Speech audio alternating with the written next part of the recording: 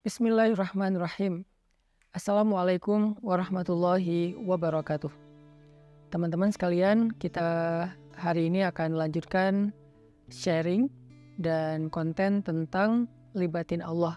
Konten libatin Allah ini sebetulnya konten tentang ilmu akidah dan ma'rifatullah, ilmu tentang yakin kepada Allah dan bagaimana cara bersandar dan bergantung kepada Allah Subhanahu wa taala dengan lebih mengenal kebesaran Allah, baik sifat-sifat Allah, nama-nama Allah, kekuasaan Allah, dan seterusnya. Sehingga dengan kita belajar ma'rifatullah ini, kita jadi tahu bagaimana harusnya kita berinteraksi dengan Allah. Kaifa nata'amal ma'allah fi hayatina. Gimana cara kita melibatkan Allah dalam kehidupan kita sehari-hari. Kenapa penting sekali melibatkan Allah dalam kehidupan kita sehari-hari? Karena sesungguhnya manusia itu tidak bisa hidup hanya dengan mengandalkan dirinya.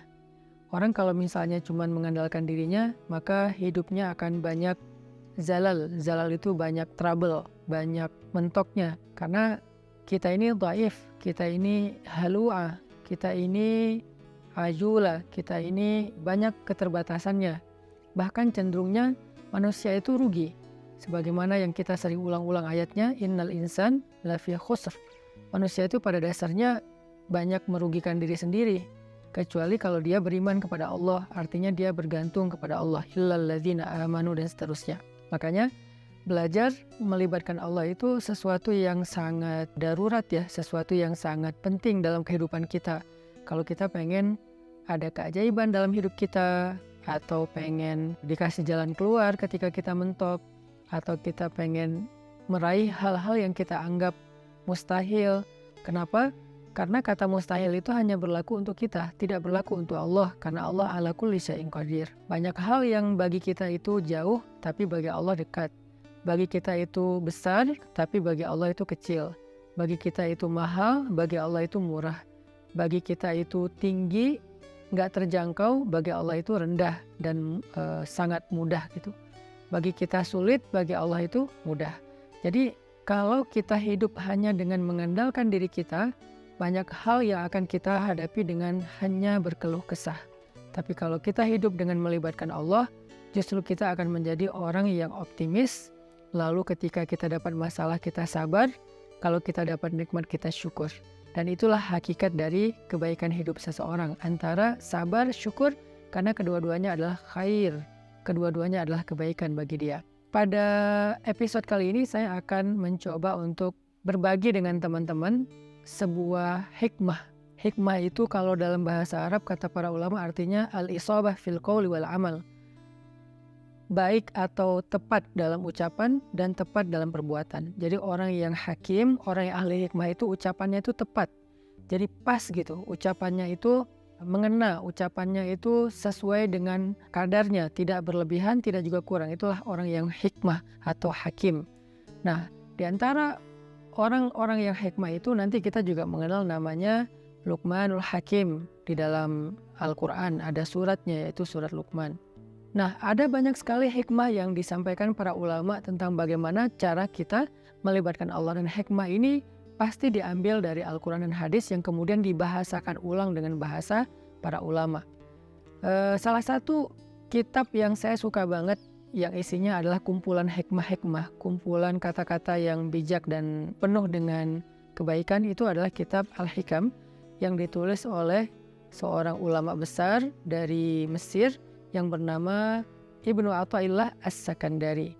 Nah, beliau menulis kitab hikam yang sangat terkenal. Salah satu di antara hikmah yang luar biasa tentang bagaimana cara kita melibatkan Allah itu, beliau mengatakan, min alamatil i'timad 'alal amal nuqsanur raja' 'inda wujudiz zalal. Salah satu di antara tanda-tanda orang terlalu bergantung kepada ikhtiar, bergantung kepada amalnya, bergantung kepada perbuatannya, bergantung kepada usaha dirinya adalah nuqsanur raja', berkurangnya harapan kepada Allah inda wujudiz zalal, ketika ada masalah dalam hidupnya. Maksudnya apa? Seringkali kita gini, kita tuh jadi kayak berani berharap yang baik-baik kepada Allah kalau apa yang kita harapkan itu masih logis. Jadi kita kayak tahu gitu gimana cara mengikhtiarkan hal itu. Kita tahu bagaimana cara mendapatkan hal itu, sehingga kita masih berharap pada Allah, ya Allah mudahkanlah saya. Misalnya kayak kita pede bisa dapat kerjaan, atau misalnya kita udah ngerasa bahwa insya Allah saya layak mendapatkan pekerjaan itu, sehingga kita mendaftar di sebuah perusahaan. Kita masih berharap pada Allah supaya Allah mudahkan urusan kita. Tapi ketika ternyata kita ditolak sana sini, kita ketuk setiap pintu-pintu di bumi, ternyata nolak kita sehingga kita nggak punya kerjaan, kita tiba-tiba jadi putus asa, jadi nggak berharap lagi, jadi nggak optimis, karena ngerasa kayaknya pintu-pintu bumi udah tertutup. Karena ngerasa kayaknya ikhtiar kita itu udah mentok, kayaknya udah nggak ada lagi perusahaan yang bisa kita hubungi gitu. Sehingga ketika pintu-pintu di bumi udah tertutup, kita jadi berkurang juga harapan kita kepada Allah. Padahal orang yang baik dalam melibatkan Allah dalam hidup itu justru di saat pintu-pintu di bumi tertutup, dia masih berharap kepada Allah. Di saat itulah Allah terlibat. Jadi jangan sampai ketika pintu bumi tertutup, manusia meninggalkan kita, jalan-jalan ikhtiar itu kayaknya udah mentok, kita jadi berprasangka buruk dan tidak lagi berani berharap yang baik-baik kepada Allah. Justru ketika keadaan kita lagi sulit, keadaan kita lagi mentok, pintu-pintu di bumi tertutup, manusia meninggalkan kita, justru saat itulah saat kita bisa melibatkan Allah seutuhnya, karena tidak tercampur dengan keyakinan kita kepada makhluk. Dan saat itulah saat yang paling ajaib, saat kita mentok. Maka harusnya ketika kita mentok, ketika kita merasa kayak nggak ada harapan di antara manusia atau di bumi, kita justru semakin besar harapannya kepada Allah Subhanahu wa Ta'ala. Dan itulah cara paling ajaib melibatkan Allah dalam urusan kita. Kayak masalah jodoh misalnya. Ada orang yang dia udah siap menikah, udah punya pekerjaan tetap, punya penghasilan yang baik, kemudian secara penampilan dia juga good looking, orangnya juga baik gitu. Terus dia suka sama seorang cewek. Datanglah dia untuk melamar cewek tersebut. Dan sepertinya cewek itu juga kayaknya perhatian sama dia, sehingga dia nggak tahu GR apa enggak, dia kayak berharap kayaknya nih udah waktunya nih saya serius dan melamar dia. Sebelum dia berangkat ke rumah calon istrinya, dia berdoa kepada Allah, ya Allah mudahkan urusan saya, ya Allah semoga saya bisa menjadi suami yang baik bagi dia, semoga lamaran saya diterima, bla bla bla. Dia berdoa kepada Allah, dia berharap pada Allah karena dia percaya bahwa ada jalan untuk mendapatkan yang dia inginkan. Lalu ketika yang terjadi justru sebaliknya, dia ditolak walaupun dengan cara baik-baik, atau bahkan mungkin dengan cara yang agak sedikit kasar. Perempuan itu menolak dia, atau calon mertuanya yang menolak, ayah dari perempuan itu yang menolak, atau mungkin ada banyak masalah lain yang terjadi sehingga nggak bisalah dia melamar perempuan itu. Apakah dia masih berharap kepada Allah? Kalau dia sudah tidak lagi berharap kepada Allah, berarti selama ini dia sebetulnya lebih bergantung kepada ikhtiarnya, kepada usahanya daripada kepada Allah. Makanya tidak terjadi keajaiban. Bukan begitu cara melibatkan Allah. Justru ketika lamarannya ditolak, saat itulah dia bisa mengandalkan Allah seutuhnya. Karena tidak bisa lagi mengandalkan good looking, gak bisa lagi mengandalkan mapan, gak bisa lagi mengandalkan ikhtiar-ikhtiar manusiawi. Saat itulah dia seutuhnya bisa mengandalkan Allah, dan itulah cara melibatkan Allah untuk mendapatkan keajaiban dalam hidup. Sehingga jangan berputus asa dan jangan nyerah. Kalau nggak bisa mengetuk pintu hati manusia, maka ketuklah pintu rahmat Allah Subhanahu wa Ta'ala. Dan Allah lah yang membolak-balikan hati. Kalaupun nggak perempuan itu, Allah akan gantikan dengan perempuan lain yang lebih baik daripada dia untuk kita. Artinya nggak boleh berhenti berharap kepada Allah. Justru berharap kepada Allah di saat kita sedang sulit, itulah cara paling ajaib mendatangkan keajaiban Allah Subhanahu wa Ta'ala. Ada nasihat dari kisah Nabi Yusuf alaihissalam di dalam surat Yusuf, ketika Nabi Yakub meminta kepada anak-anaknya mencari Nabi Yusuf dan mencari adik mereka yaitu Bunyamin. Nabi Yakub bersabda, "Ya bani yadhhabu fatahassasu min Yusuf wa akhihi فتحسسوا من يوسف وأخيه ولا تيأسوا من روح الله إنه لا ييأس من روح الله إلا القوم الكافرون.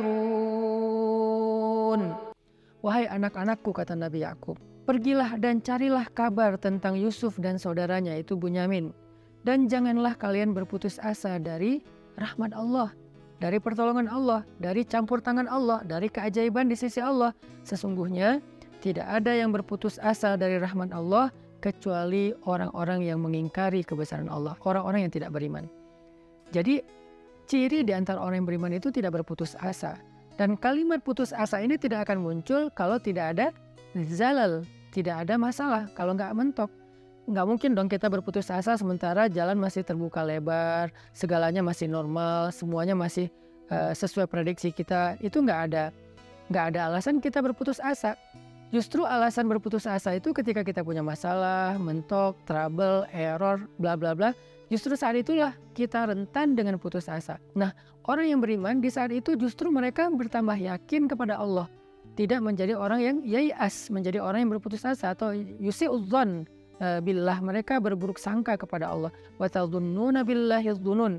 Kalian berprasangka kepada Allah dengan prasangka yang tidak pantas. Kenapa? Karena orang beriman tidak pernah berhenti berharap kepada Allah yang baik-baik. Bahkan ketika ada masalah paling berat dalam hidupnya, saat itulah dia semakin berharap kepada Allah dan semakin bergantung kepada Allah. Dan saat itulah keajaiban Allah terjadi. Coba renungkan firman Allah di dalam surat An-Naml ayat 62. Bismillahirrahmanirrahim. Amman yujibul muttarra idza da'ah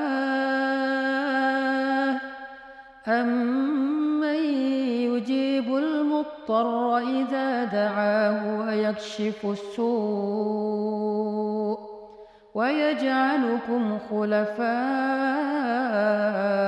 الْأَرْضِ أَإِلَٰهٌ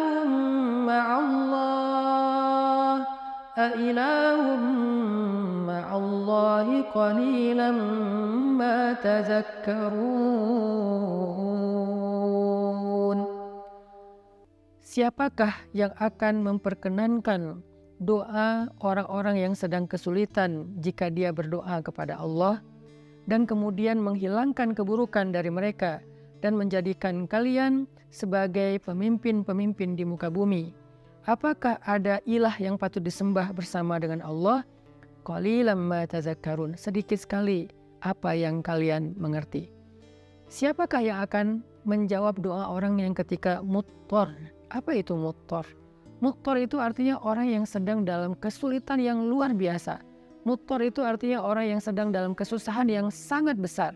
Muttar itu artinya orang yang udah mentok, itulah muttar. Maka amma yujibul muttar, siapa yang akan bisa menjawab panggilan orang yang sedang muttar, yang memanggil ya Allah, ya Allah, ya Nasir, ya Azim, ya Aziz, ya Rabbal Alamin, ya Rabbi. Siapa yang akan menjawab panggilan ketika ada yang memanggil dalam keadaan kesulitan ya Allah selain Allah Subhanahu wa Ta'ala? Hanya Allah yang bisa menjawab. Ketika manusia tidak bisa menjawab, orang tua nggak bisa menjawab, teman-teman nggak bisa menjawab, mereka nggak ngangkat telepon, nggak ngebalas WA, nggak ada yang mau membantu kita, nggak ada yang yujib. La ahad yujibuna, tidak ada satupun yang menjawab kita. Faman yujibul muttar, siapa yang menjawab kita ketika dalam keadaan muttar seperti itu? Allah. Maka di dalam ayat ini Allah ngasih kita nasihat, wahai hambaku, la tahzan kalau manusia tidak menjawabmu. La tahzan kalau manusia tidak memenuhi panggilanmu. La tahzan kalau manusia meninggalkanmu, mengabaikanmu.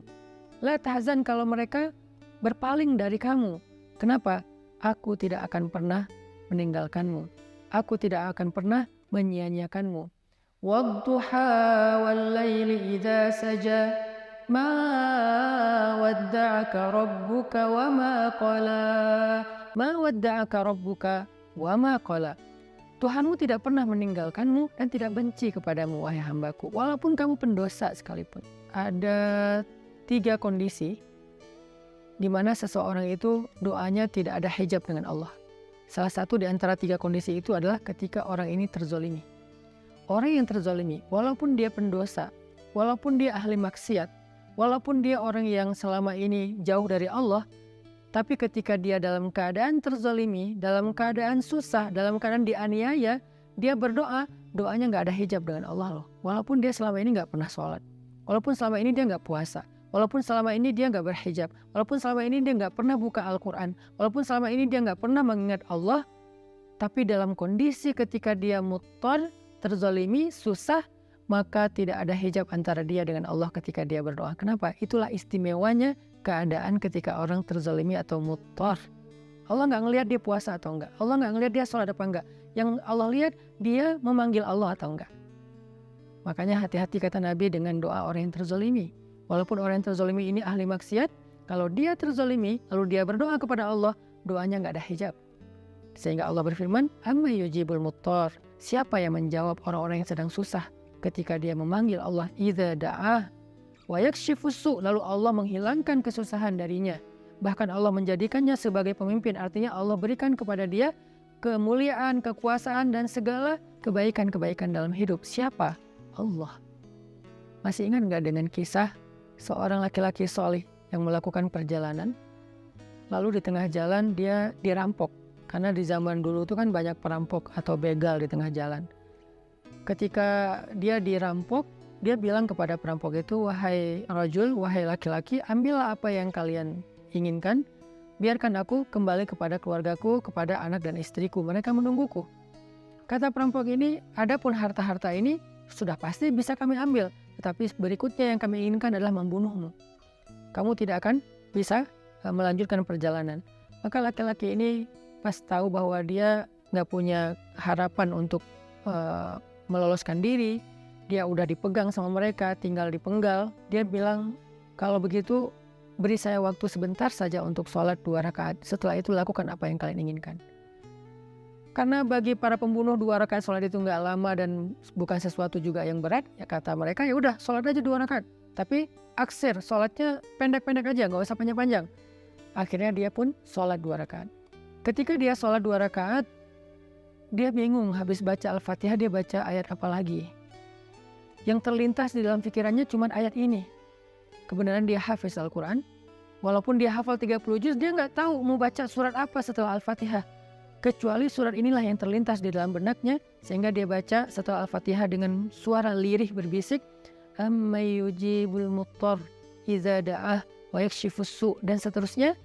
Kemudian setelah dia membaca ayat ini, dia ruku, dia sujud.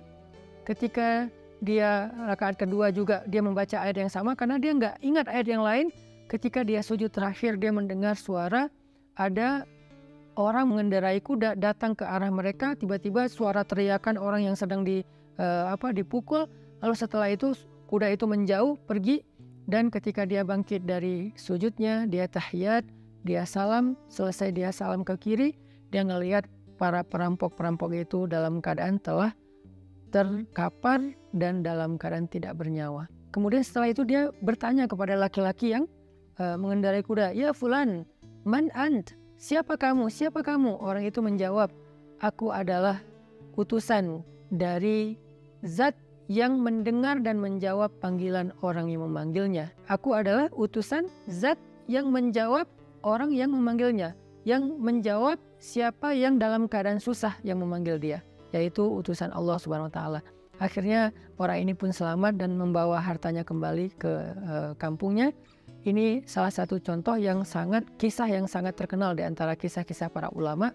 Bagaimana ketika kita mentok, ketika kita nggak punya jalan ikhtiar, ternyata justru saat itulah saat terbaik kita berharap pada Allah, saat terbaik kita berbaik sangka kepada Allah, saat terbaik kita melibatkan Allah dengan husnuzon dan roja, dan saat itulah saat terbaik untuk mendapatkan keajaiban dalam hidup kita.